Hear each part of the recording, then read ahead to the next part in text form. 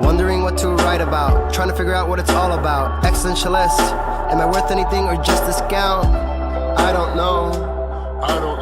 That was great sounds of Watson with Outside on WNHH LP 103.5 FM New Haven. Myself, Preston, with my partner in crime, Long Island raised, Elm City made, EZ BlueZ is in the building. Easy Blues, you're better with introductions more than me. Who do we have with us today on Behind the Brand? Ladies and gentlemen, I want you to understand that you can work, trying beer for the first time, only to understand that it is supreme to have $1,000,000 pies. But with a bicycle anthem, we can sing the lunch table blues as long as we don't go over time with the beast. But getting kicked out of church to find the secret door to the mall, you understand that vacation is something, and I've got this. For that and that alone, I want you to put your hands together for the phenomenal MC with us today. Spoken Nerd. Welcome, Benvenue, and thank you for being here. Thanks for having me. You're welcome. You're welcome. You're Of course. welcome. What's super interesting is, you know, your content and the way about you go about the marketing aspect of your music. What got you into hip hop? Because, you know, I'm looking at the pinball machine and thing. Looks like we took a time warp back to 1972, and I'm loving every second of it. But, you know, what brought 1972 into the boom, the bap, and the everything that is hip hop? Absolutely. So I'm a child of the 80s. You know, I was born in 1980, actually. So where I went to high school, and I guess this was the 90s by the time I was in high school, you know, you listen to one of three types of music. And that was, you know, I grew up in a small town, rural Tennessee. So you either listen to rap, you listen to country, or you listen to metal. And actually, I started off listening to metal. My family sort of disapproved of rap, and at the time, you know, and that was kind of where I fit in. And as I got a little bit later in my high school years, I discovered groups like Rage Against the Machine, Body Count, and I really found that I identified with some of those groups. And when we played our school talent show, and I had this kind of, by this time I was getting a little more experimental in my mindset, and we were kind of an experimental rock band.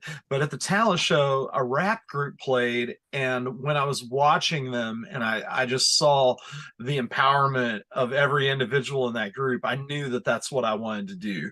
And I started, you know, getting into groups like Wu-Tang, and another group specifically, Granola Funk Express, out of Asheville, North Carolina. And I was just like, yeah, I'm going to start doing hip hop. So we started a band, and I was a bass player at this point, but I also did a little backup vocals. And, you know, kind of after all the rappers quit, I just became the rapper. Well, that's what's so super interesting, because if you actually look back through the history of hip hop in particular and all the 50 years, you know, late 80s, early 90s, even throughout the 2000s, there was such this incredible bridge between like punk rock and hip hop. And now we're starting to see even the seeds of that in like the co-defendants with Chesky, and so forth and so on, all of this amazing cross-pollination. And it's amazing that it became organic. And that's what I really love about your story, is that it is a complete and total organic aspect of it. You know, you were going about this dream no matter what. It just happened to be, this is what how the dream has progressed. What was it like taking that step from bass to, you know, MC, master of ceremonies, if we're being honest?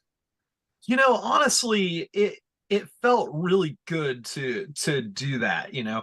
And one thing, like, so just to give you an idea of where I was coming from, you know, it started out as a full band. I played bass and rapped in it, but I was more of like the backup guy in the beginning, and our main rapper quit, and so my other friend was kind of, he could rap, but he wasn't as good, so I had to take on some of the rapping responsibilities of the group at that point. And we eventually like lost every member of the band but me and the rapper and his brother who was a DJ. And so we, at this time I was like, 18, 19 years old. I still didn't understand like how these hip hop records were made. Because I would listen and I would say, that's a stand-up bass there. How are they getting a stand-up bass in this song and a xylophone? I didn't understand sampling or what that was. And so I started talking to my friends about it, and we started to realize it had something to do with records. And I remember we started buying like singles, and we would actually, so when I made the transition initially, we would just write songs over those instrumentals, and most of it was freestyle at this point. So we became a house party, every night, because we were young. This was when I was first attending college at this point, and we had a small house party at our house every night, and occasionally we would find some parent, some sucker that was actually willing to let us throw a big party. And then, every time it would just get out of hand. Everyone was mad at us, specifically me, because I wanted everyone to hear what we were doing. So I was making flyers. I would draw all maps on how to get to these places, and my parents or my friends' parents would just say, "Hey man, you're going to get the police out here." Like a guy from my job showed me a map to my house and a flyer he had gotten. What are you doing? And I just didn't care, because at that point I was like, we've got this music and we've got to get it out there to the people. No, but also it shows the amazingness of that boots to ground marketing that is so real. You went out there. One of the reasons why you're on the show is because you're out there right now. We were talking about it off air, but to be real serious, how things really work in the world, you released this incredible album that happened to have Chesky on it. Chesky had shared that you had the single and the album out. I picked up the record, listened to it, and I was like, oh, this is really dope. Let me share it. You followed me on Instagram. We're now here on the show. All organic, had nothing to do with, the evil industry people pulling strings in the background. There was no man behind the curtain. It was just two dudes who, understood it and had respect for how things go. And that's really, you were doing the amazing work of a promoter that would kill to have, their parents, best friend and father's brother bringing a flyer of a show that he was trying to throw. So what you were doing was, because it was real, was effective. And I love that for you. And I love how that blossomed through. But of course now, and I'm sure this is the question you get 1.5 billion times because your name is so dope. How did you get this moniker? We know how important monikers can be, especially in the hip hop community. How did you get what I think is one of the dopest monikers in spoken nerd?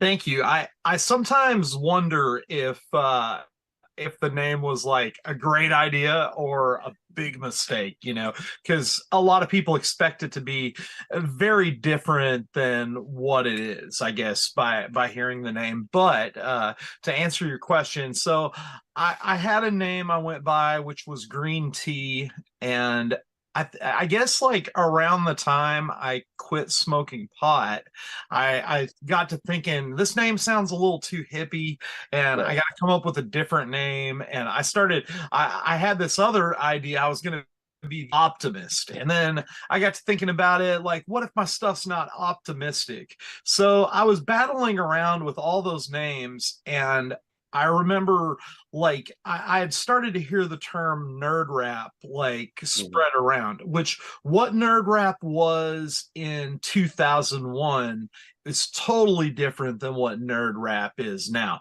Like, so you would hear people refer to like soul and slug and like, everyone from Anton, even Right. Freestyle Fellowship, like you would Mhm. hear those rappers referred to as nerd rappers. And Mhm. that was kind of the genre that I identified with. And, I was also acute to spoken word as part of my art form. And one day I was trying to think up actually of a name for the album I was working on. And I thought maybe I'll call the album Spoken Nerd. And then I just was like, it's something about it stuck with me. I couldn't stop thinking of that concept, and so it just became my name, and I went with it from there. Well, no, and it's so first of all, I think it's massively fitting, and also like I'm a visual person right from jump. So in hearing the name, I almost see like Dilbert with a do-rag. You know what I Right. mean? Just just the perfect way to go about that. And it's such a marketing that's really not out there. And to cover some of like the pop stuff that people would consider at the time, especially at 2001 time, as nerd rap would be like Gym Class Heroes, where it just has that little bit of a different element on there. So this was something that the industry was thriving. I mean, Trying to Find a Balance is one of my favorite hip hop tracks of that era. And the only big hit that Slug or Atmosphere really kind of had that made noticeable on more than just the underground market. Nothing wrong with being known widely on the underground market because some of the tenure material is better. Um, but it's really nice when every once in a while they're like, "Hey, we see you and we kind of sort of appreciate you only because you've made us money." How do you get through that? Because this industry is gross. How do you maintain your positivity? Because although you're not the Optimist, which by the way is the worst Spider-Man villain name I've ever heard, the Optimist. um, you know, how do you maintain this positivity in an industry that beats you down? And that's how I transition into, more of the uplifting stuff in which you do put out there. Right. So something that I realized pretty early in my career, knowing quite a few rappers who I saw that were doing it full time and making a living off of their music, I saw them making moves that I wasn't comfortable making. So like if we played a show where no one showed up, then these guys were still asking the venue, where's the money that we need to get to the next show. And Mhm. we're having these really serious talks, and just as things were getting into money, I realized that wasn't necessarily something I wanted to do. Now, when I say that, I don't think there was anything wrong with what these artists are doing, Mhm. because they're just trying to get by. They're trying to get paid like anyone else does. But something I realized was that I wanted to make art separate of being a business. This is something I say all the time. Like for me, hip hop is about the art itself. And although I sell records, I play shows, and I do have expectations for payment of those shows. I don't do this like strictly as a business. This is my art. This is Mhm. what I'm doing because I love doing it and I have a message, or simply just want to express myself and get that out there. And so and you listen to so many rap albums or rappers, and their whole promotion, everything about their albums it's based around how many dollars they're going to make, or how many dollars they have, or Right. what accolades they have. And that just doesn't excite me. You know I want to make music. Well, and that's actually one of the reasons why we have this show, is to tell that story of, you don't have to have that big, MTV Cribs house to have made it in this type of industry, as long as you are content creating the art that you create. That is by far one of the most beautiful forms of success. So we really love to tell that independent story, because when you get to make art for art purposes and really for art reasons, there are a lot less rules.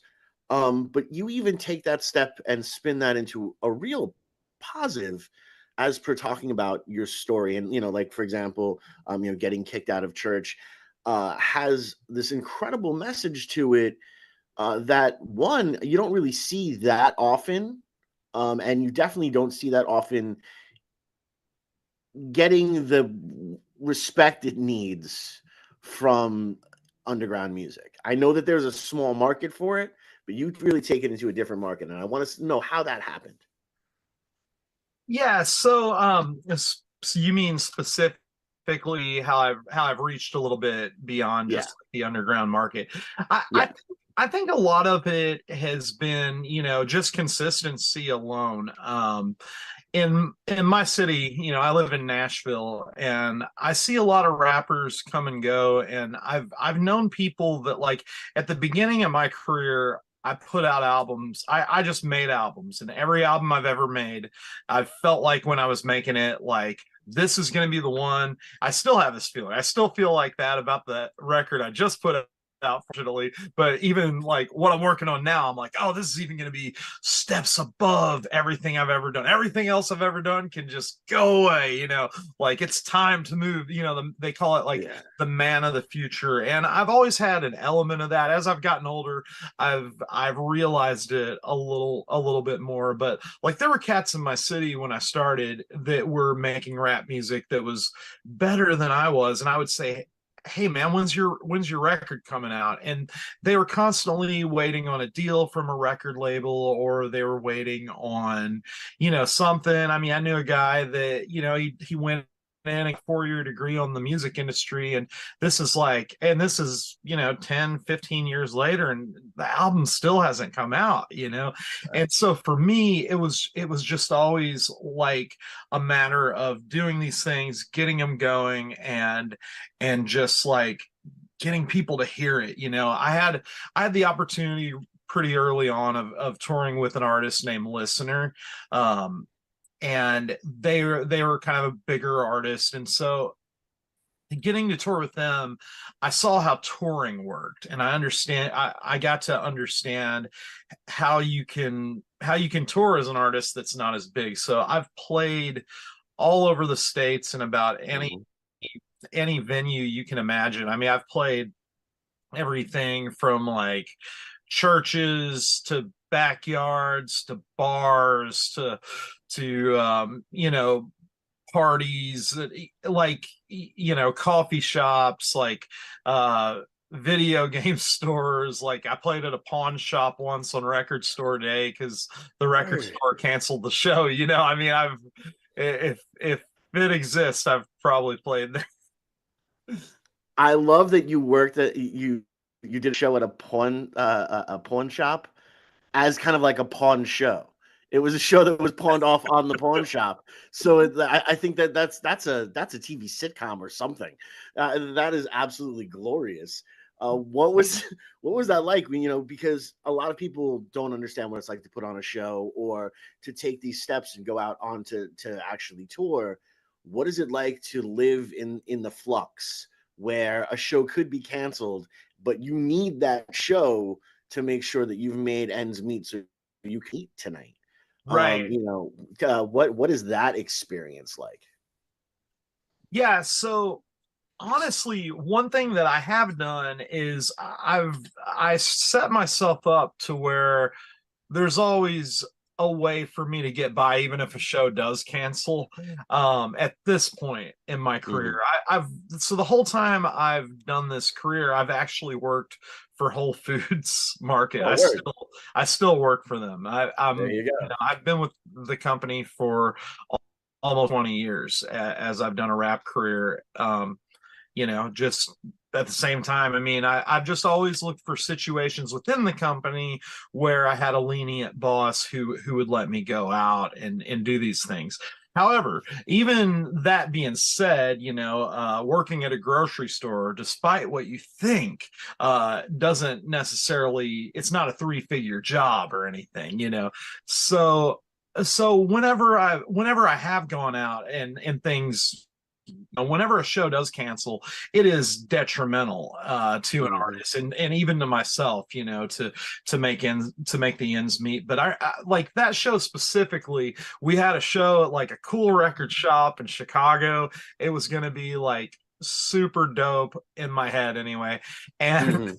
and last minute, the thing was canceled and I didn't have a show, but I had a group of friends in Lincoln, Illinois, and the cousin who I'm also friends with has it was, I guess I shouldn't call it a pawn shop, but it was, he would tell you it's a buy sell trade. It's called Johnny's Buy Sell Trade. And they said, man, we're going to throw you a show right here in Lincoln, Illinois. And I remember just like, it was like every person in that town came to this show because it was special, because I was playing in a small town and they all knew who I was, they knew me. But it was just such a magical time. I remember my friend Luke, he dressed up as a rapper, but his whole joke was he was going to be a big fan of the sports team, the Sacramento Kings. I'm not a sports guy, so they're a Yeah. basketball team, I guess, that not a lot of people are that enthused. Right. And he was just decked out to the tees and Sacramento Kings gear, and him and his cousins like basically just had written all these like funny rap songs, and then they even did a medley of a bunch of my songs as like a cover. Oh, nice. Which was it was hilarious. I mean, and they did it all to be funny, but sometimes I've found on the road, like, you have to accept kind of like whatever's going to come to you. You might have a show that you think is going to go one way and it totally goes the other way. You know what I mean? And that can be Mhm. for good or for bad, but you got to accept both. And like, I saw an interview with the indie pop singer Alex G recently, and he said something that just cracked me up. He said, I hope tonight's show's real bad because it's so funny when no one shows up to our shows. And I thought, this kid's got it. What a great mentality to have, Mhm. because that is part of what makes you a great artist. I think is part of it is to play and be able to like turn a situation around, take what would be a bummer night and make it awesome for some people. Mhm. I agree No, on that's WNHHLP 103.5 FM New Haven. Myself, Preston, and my partner in crime, Long Island Rays, Elm City made Easy Blues. Continue, Easy. that's one of the top things we talk about it on the show all the time. Me personally, and again, I say this, me personally, I feel that, you don't necessarily have earned the shot to play those huge stages if you haven't played for the bands and their girlfriends, especially if half the bands or half the rappers don't have girlfriends. There's just so beautiful because it doesn't matter. And when you can play those shows for It Doesn't Matter, and you can still treat it like you're playing Madison Square Garden and you're having as much fun as humanly possible, that bartender could be somebody tomorrow, and they'd be like, hey, my buddy is doing a movie. Would love to have a song of yours in the movie soundtrack, or so and so forth. Or again, going through social media and seeing that a friend recommends this to recommend that, and now we're here. It's really important, that network. You come from Nashville, which, I mean, that's like one of the network capitals of the world, especially when it comes down to music and songwriting. How important has networking been to your career? And have you ever had any issues, because like some of us play an extrovert on TV, but we're really very introverted and would like to be left alone. How do you navigate that? Well, I am actually an extremely extroverted person. That's kind of my personality. And so I'm fortunate with that. I guess the challenges I run into have more to do with time, um, because it's a matter of what you put time into. And one thing you run across in Nashville, because it's a music business city, and there's a lot of touring artists, and then, like my thing has always been, my brand is like play a lot of shows. Love playing shows. I absolutely love performing. But one thing is, in your own city, you're always expected to have draw. And the thing is like for a lot of people that are constantly working in the music business, it's kind of like, okay, I'm back home. What I'll do for fun on my weekend or my day off is I'll go see a movie or something, you know. And it's like, okay, I've seen independent shows from all sorts of different artists that I've played with for 4 weeks out of the year, every night seeing performances, shows, so it becomes a little different with that. But that being said, I've met amazing people here, and I definitely am glad that I have the community I have in Nashville. But I've honestly also had some amazing community where you're at, New Haven, Connecticut. It's specifically on my last tour. I had some pretty serious things going on during it. Some family things that were a bit difficult while I was on the road. And it was funny because as soon as I got into the Northeast, I stayed with my buddy Derek Zanetti from Almost Gospel Choir. He's in Lancaster, Pennsylvania. And we just had some really good talks, some really good time, and it really just turned around my frame of mind. And the next day I drove into New Haven to hang with my boy Mo Nichols. And I mean, it was like, have you ever seen the John Wick movies? Yes, I have. It was like the fake 4 base in Connecticut it really felt like it was my Continental. I mean, it really did. I like Mo is such a good host, such a good friend. And I spent a lot of time just hanging out with him. I ended up reconnecting with Pepe up there, and also went up to Maine and linked up with Miles Bullen and made I'd never met him in person or them in person before, but I got to this time around. And then I also met another New Haven person that I ended up just really enjoying being around and spending time with, and that was Folk Punk Dad. We got to spend a couple days together too. So it was just like such an awesome time to meet fellow artists that are out there doing similar things to what I'm doing, and just the humanity of everyone out there, was just very beautiful. My friend, I played a show in Vermont, and my friend Jane, who played drums for me back in Nashville, but she lives in somewhere in New York, close to Vermont now, and she drove out and just brought her drum set and played drums for me at my shows, which was cool.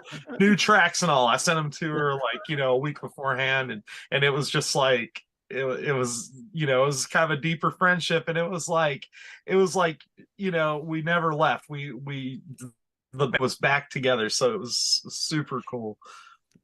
No, that is one of the most incredible things, and something that for people to really understand. You come out here to New Haven and you run into these incredible human beings that really do. I've seen some darkness out here, and some of those dark times can really get to you. But I still say, when after my brother had passed, one of the first people to message me to make sure that I was okay was Cheshki. And that is something that forever I will remember him for. Will ever be grateful for. And for that, anybody he endorses, I will do whatever I can to shine a giant spotlight on them. But then there's also people who are massively talented when that happens. And I'm like, oh my goodness, I have now made a new friend. The most important for the people who are just listening, I feel so bad for you right now, because you were missing out on this glorious beard that Spoken Nerd has. And I have some beard envy. I'm not going to lie. How do you do oil? Like, is there a specific treatment to it, or is this all natural and just going to make me cry? And it's okay. I haven't cried in a couple of days, so a good cry might work for me right now. Just saying. So a couple things on that. The biggest thing is I have a good barber. My barber takes care of my hair, he takes care of my beard, and I used to never even really trim it, but now, I've got a good barber, he takes care of me. Honestly, I swim a lot. And that is actually horrible for a beard because I swim in chlorine water, so I actually have to use a chlorine removal shampoo in my beard and in my hair. And then the thing I found the most recently that has been a game changer is actually the spray on conditioner that you leave in. If you just a couple sprays of that, and you're in a good place with it being soft and the shape staying right and all that. Nice, nice. Oh, it's super important, and it's one of those things you can feel confident, you can move in that type of direction, and especially going out on the road or even delivering, a bar. You have to speak with some sort of authority, some sort of confidence, and that works into every single aspect. As per your as per your writing, and of course the tough questions. I want to know what your favorite child is. Off of this latest record, what is the song that haunts you? It's hard to really say, because I like all my songs in a certain way, but really, I really love trying beer for the first time, and I love Supreme. As far as like two that I'm just, and the reason I love those songs in the way that I do is I feel like even though they're kind of true to my previous catalog in some ways, I feel like I've come into some new ground with it. Supreme specifically for being able to tell a story that was a little easier to follow. I didn't get abstract in the middle of it, and I went to tell a cohesive story, which is it's difficult to do that without being totally corny in hip hop, I found. And trying beer for the first time, I don't know, it was I had a few different ideas for the vision, but when I went to record the demo, the hook ended up coming out totally different than I expected in kind of a magical way. And Mhm. yeah, I'm happy with the sound and the aesthetic of it, mostly. But those would be my two babies. Well, see, I absolutely love that, especially the fact that, you understood that you walked into the studio thinking that the song was going to go in a certain direction. And the song itself, like I look at all songs as bonsai trees. The final form isn't quite there. You're always trimming back a little bit until you have this beautiful piece of art in front of you. Or you're sitting on the porch and you're whittling that piece of wood until you have the perfect, kind of figurehead with you. And I just think it is so a- absolutely incredible. And to know that process, as you're continuing to grow, are you looking to push yourself even further? Are we going to now see you get even weirder, maybe bring back the band aspect of it? Or are you going to be like, I don't know, 20th century digital boy type of feel coming up next? Or, is there some suspenseful drama that we can inflict upon the people? Well, I would say, I am working on stuff all the time, and I can't say I'm 100% sure of what the vision looks like, but I have recorded a couple things that are kind of a little more ready to go, and yeah, I always love having the band. It's not always practical, and Mhm.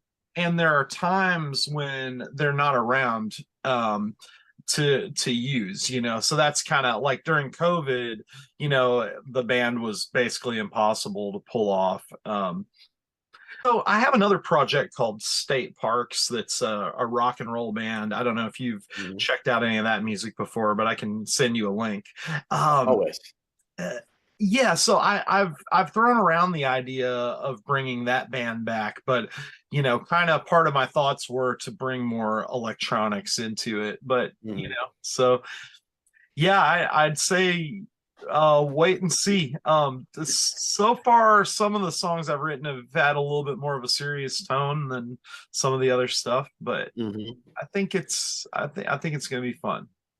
Well, and that's one of the key things is no matter what, having as much fun as humanly possible is what is important when you are creating, you know, and that doesn't mean you're not coming from a dark place. That doesn't mean bad things haven't happened to you.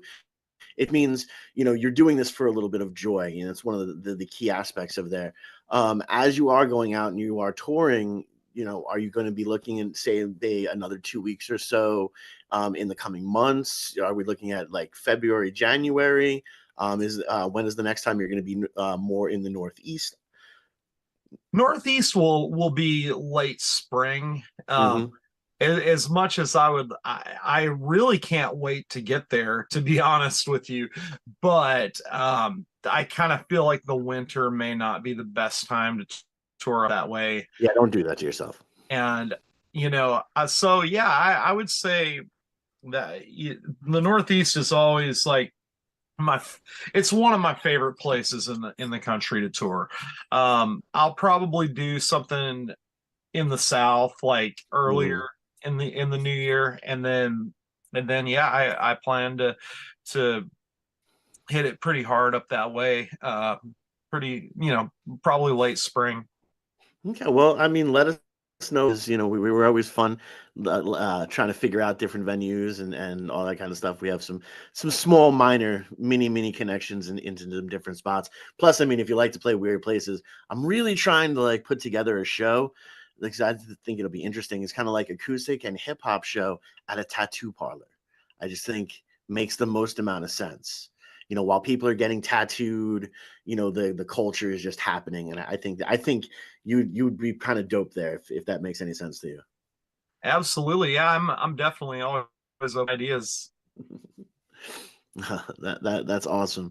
Um, Now you finished up this record. You said you're constantly working on something. What is the next? So what is that next evolution? Are we doing more visuals from this record? Are we going to look at some more music video type of aspects of it, or are you done with this aspect and beyond the marketing and getting back out on the road next year for it?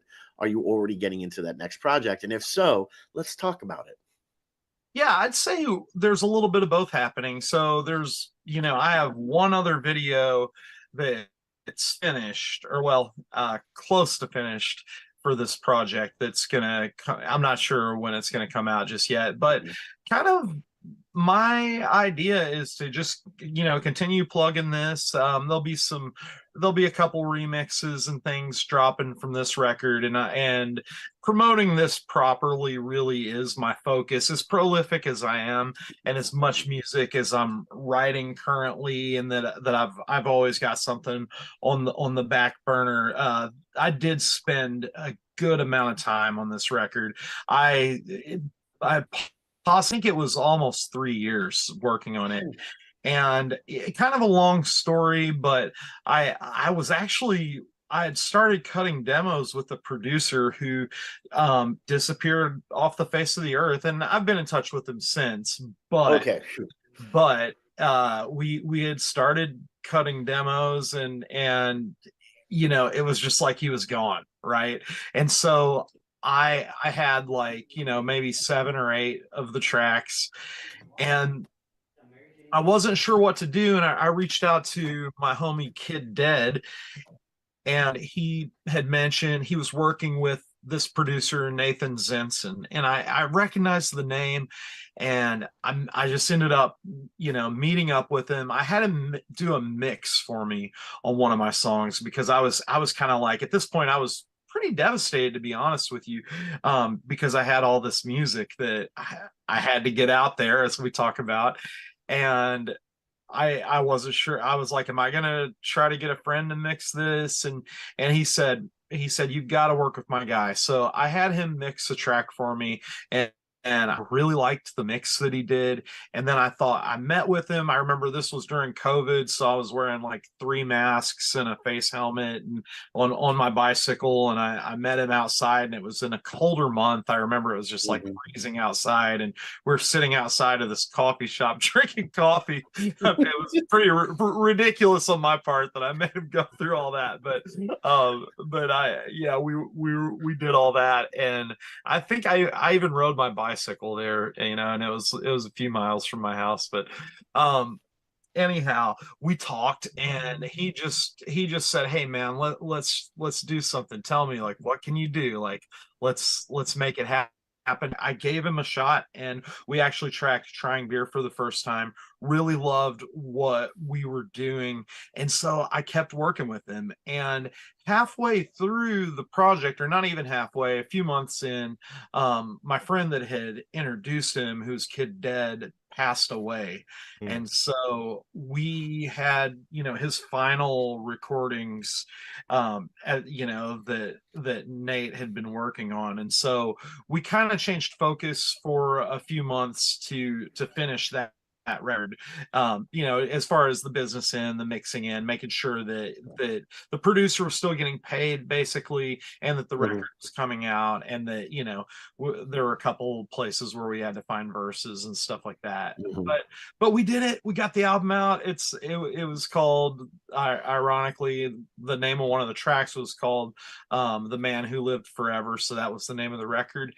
And we got that out there to the world, and then shifted back focus to finish this record. So anyhow, all that being said, yeah, I'm going to be pushing this pretty hard, and that's going to be my focus of a good portion of next year. However, there will be some things sprinkled throughout that, and possibly even another full-length project by the end of the year. I'm working on a record with Juan Cosby. If you've heard of him, he's a electronic, what does he call his genre? Synthwave. He's a synthwave hip hop producer from Cincinnati, Ohio. He's great. So we've got a record we're gonna finish. Nate and I are still working on stuff. I do these singles where they're inspired by films, and I plan on, by the end of the year, and this is a big surprise, but I'm just going to tell your listeners, I'm going to do one for the end of the year that's inspired by the film Beau is Afraid. So Wow. Pretty pumped about that. That was my favorite movie of this year. I can't imagine that there's anything else that's going to come out that I'm going to like better now and then. So I'd say it's my movie of the year, and I'm gonna do a song inspired by it for movie fans and stuff. That's awesome. That's awesome to hear on WNHH LP 103.5 FM New Haven. Myself, Preston, and my partner in crime, Long Island Raised, Elm City made, EZ BlueZ is in the building. Spoken Nerd is with us on Behind the Brand. Is Richards Nixon still an inspiration to you? It took me a second to get that one. I would say like kind of a negative inspiration at some point. Yeah. I do a little curve part there. Oh, we love curveballs on the show. It's fantastic. But no, so as you're continuing to go out there and you're continuing to build up the repertoire and look at like the different places you can play or that aspect, where's the stop off for you? Because now you're working with a synth wave hip hop producer. What's next? Like, are we going like super hardcore grindcore kind of nastiness? Are we or are we gonna go throwback 1972? Super jazzy funk type of way? Like, what is the limit, and is it the sky for spoken word? Yeah, a lot of times, things just kind of happen with it. I write the lyrics, and I go with stuff that comes to me. I've always wanted to do like, some jazzier stuff, like, but a part of it is who I am. So my flow is very aggressive, right? And so That's something that I run into a lot is, I have a thing where I don't like it when rappers rap about nothing, right? And so I'm always looking for, who do I collab with as spoken nerd, who's like a feature for me. And like, obviously, like Chesky, amazing, right? My buddy Maurice 247 did like a killer verse on the Beast. Like, you know, my guy Adder is amazing, but you know, I always look at stuff, and usually artists with my sort of the sort of content that I rap about are kind of on these sort of jazzier beats, and their flows a little more like, yo, coming back, rap, so you know what I mean? And like, that's not how I rap. It's not Right. necessarily what I do, which makes jazz almost a little hard to fool with. So I would say, you know, the song, the single that I've got that I feel the best about, that I've written for the next album that Nate Zenson and I do, has a trappy feel about it. It's a little trappy.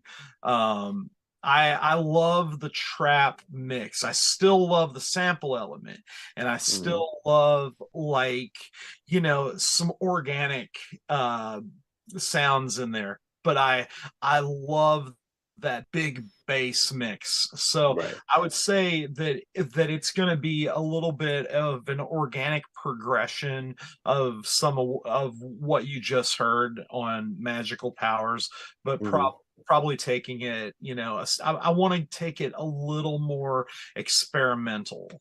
So the second chapter, I've always said, and this is crazy talk, but I've always said that you know, great albums come in trilogies, right? Like, Yep. some say that bands, you know, and artists, great artists, only have three good albums in them. Now, I don't believe that, but I do believe that there is something in the laws of threes. I think you do three albums that sound a certain way and have a certain cohesiveness, and then you move on. Uh, Right. and do something different. You know, I'm a firm believer in that. Like, so one great example is Weezer, right? So, Mm-hmm. so you've got the Blue album, right? And consistently you have Pinkerton. Mm-hmm. This is where I'm going to throw you a curveball. The third of that trilogy is actually not a Weezer album, but Matt Sharp left Weezer and started the Rentals. And I would say Return of the Rentals was actually the third album in that trilogy. I believe Huh. that he was what made, not to discredit Rivers in No, any way. word. Rivers is an amazing songwriter, has an amazing voice. He's a great musician. But Matt Sharp is also a great musician with great songwriting and an okay voice. Yeah, but man, Return of the Rentals with the Hayden triplet, or the Hayden sisters singing backgrounds, and that violin was the perfect progression of that trilogy, and that's where that was meant to go. And so that's kind of how I view it. I look at it as there's some natural progression. I am one who makes very bold decisions in production of albums, and how things go, because I think part of it is I'm a fan of movies, and you know, you and storytelling in general, and I like it when things take really unexpected turns. That's why I like Stephen King, you know, and that's Right. why I like movies like Beau is Afraid. So, you know, I kind of do a little bit of that with the music I make. So that being said, the next record, is that the finality of this trilogy, or Well, or is this last record the finality of this trilogy, or was it the beginning of the trilogy? I would say Magical Powers would be the beginning of the trilogy. You know, I feel like the record I did, I Need a Friend Like You, kind of, which was my Fake Four release from a few years ago, Mhm. kind of ended up just being its own thing, you know. And one thing that was cool about that record was it was all live instruments. Like, there Mhm. there were a couple, I think there were two tracks that had synthetic drums on it, but Right. most everything was people that I brought in the studio, which I'd never done before. And because this was recorded on Music Row in Nashville, where all the country albums and all the country rock albums and like stuff had been recorded, it was the producer wasn't a hip hop guy at all. So I had Right. to guide everybody to some extent on kind of what we were doing, and wrote almost, a really good percentage of that music was stuff that I wrote, and then we just kind of transcribed as we went. So yeah, I would say, sorry, I kind of went off on a little bit. No, it was beautiful. I absolutely love that. I will tell you though, unfortunately, they are starting to pull the Apollo curtain on us. So we do need to wrap up. At this point in time, I'm going to give you these last 2 minutes to tell everybody how they can get in contact with you, how they can connect with you, how they can support you as an artist. And again, thank you so much for being here. And I look forward to having many, many, many, many, many conversations with you moving forward. Absolutely. Yeah. So best way to get in touch with me, you can feel free to hit me up on the Gram. That's at Spoken Nerd. I'm also on Facebook. You can support me by listening to my album on Spotify or iTunes, Apple Music, wherever you listen to music. And if you want to take it a step further and have a memorial copy of the album, you can go to my Bandcamp, which is spokennerd.bandcamp.com. You can pre-order the vinyl. You can buy CDs. I've got all kinds of stuff that you can check out on there. That's awesome. Thank you very much for being part of the show. We appreciate you. Myself, Preston, and my partner in crime, Long Island Raised, Elm City Made, EZ BlueZ is in the building. Spoken Nerd, hope we get you again on WNHH LP 103.5 FM, New Haven.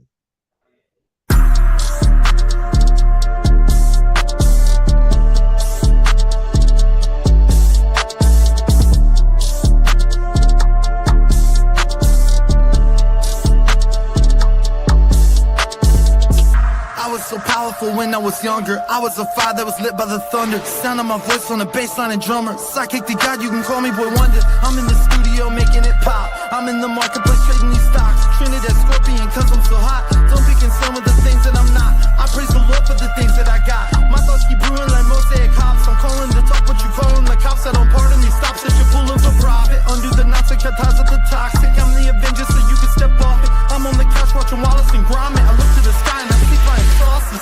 You talking about the stairway to heaven. All this money was the bread of a peasant. If I had a lot, I'd buy you a present. It's a fine time for nepotism. Wash away your pessimism. It's a hard day. Bullets over Broadway. Booked up like Barnes and Noble up on this Broadway. I'm crewed up like the dogs in the picture playing card games. If I'm the beast, what does this one say? Nerd. Fake 4. When I was young, used to mostly see the beauty of humanity. Still do some days when I wake up in the morning and light hits my face in the right way. Okay, it's fair to complain about the state of the world when the mainframe's rotten to the core and the bloody war clashing out. You got the cheese between human beings of the seas. But I believe we can be free. No cape necessary to be saved, just a bit of faith. I don't want to be a bitter man. I want to be a kid again with the world in the palm of my hand. Looking at the future like a rainbow. Never find a pot of gold, hopefully I find a halo. Breaking part of the machine, keeping us away from our dreams till the day that I'm deceased. There's no key to the matrix, no cheat code or map to the labyrinth. Just billionaires up in the spaceship, and they're flying away with our paychecks. I'm flight 2, wings of an archangel tear off the whole roof. Puerto Rican hurricane, I ain't never gonna try to play the beast games these days. Take what we can from this scandalous can of tricks. Open it up, but the jack in the box always seems to pop out and stab us quick. Fed but we starving sick, trapped in the cycle of discontent. Aiming for happiness, humanity constantly craving riches and fulfillment. My mind's liberated even when they want to claim that I'm mine. Never break out of the prison that they made us all alive. Take it to the top of the mountain, giants cry too. Floods happen, my mind's liberated even if they want to claim that I'm mine. Never make it to the beginning position to commit another felony, but they better be ready for double the battle for underestimating me. Cars, hearts, bars, starved, hard carved stars, shards, dark marked cars, tars, SARS, Mars, bars, far, far can't scar, farce, laws should be charged, black, hard to beat, dark, not scare all the weak hearts, park, in place and face the case of waste of morality, centered around the valley with an alley to abounding casualties, accounting casually, announcing gradually, the pouncing has to be, your mouth gap to be, drowning happily, resounding naps, speech lounging apathy, hounds attacking feet to pound the shackle. You talking about the stairway to heaven. All this money was the bread of a peasant. If If I had a lot, I'd buy you a present. It's a fine time for nepotism. Wash away your pessimism.